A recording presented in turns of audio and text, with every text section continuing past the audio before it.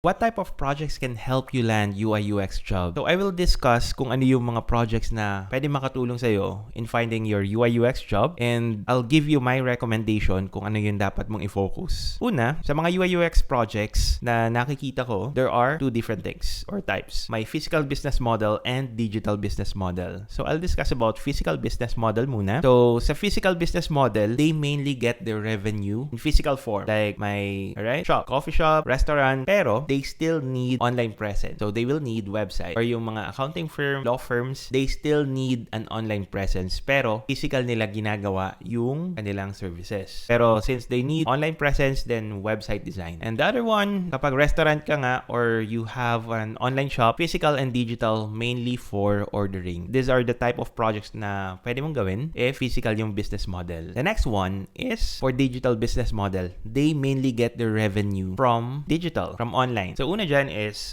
software as a service. So kung makikita mo yung mga applications, mga complicated applications na ginagamit mo everyday, just like Miro, this is a software as a service. Mga dashboard, admin panel, multi-user platforms, example siya ng software as a service. And it can help you land UI UX job. Tapos, mobile apps, mga B2C or B2B. So B2C, online pa rin nakukuha yung revenue ng business. Foodpanda, Grab, Uber, they are mainly for consumers. Pero, meron din namang mga B2B apps, mobile apps, na ang target nila is mga businesses. Mga accounting platform, meron silang web platform, pero meron din silang digital or mobile app version ng kanilang application. And yung third one is e-commerce custom solutions. So, iba siya. Ito kasi, yung e-commerce dyan, using existing platforms na, nilagay ko dito mainly for ordering. Pero dito, e-commerce custom solutions, ikaw yung magde-design nung, halimbawa, Shopify, Lazada, Shopee, ikaw yung magde-design nun. Custom solutions, multi-vendor, marketplace, B2B,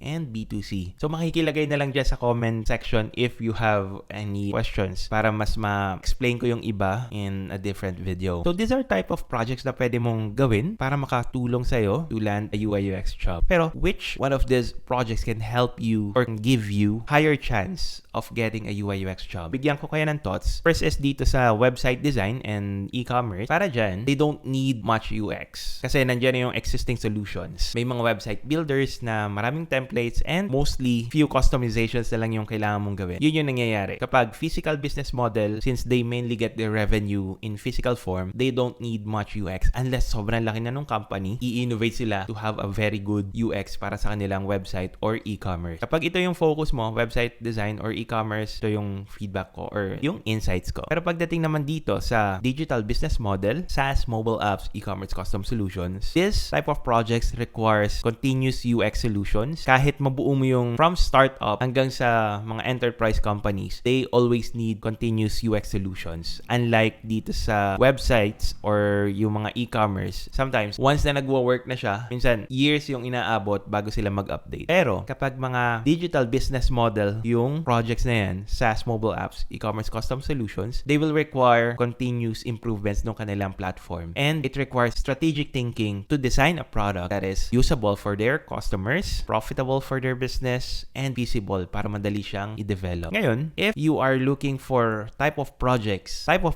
na makakatulong sa'yo to land a UI UX job, then focus on this. Actually, I will suggest to focus on SaaS kasi napakalaki ng market. So, yun lang muna. If you have any questions or comments, just put it down on the comment box. And I hope you learned something today. Thank you. Bye.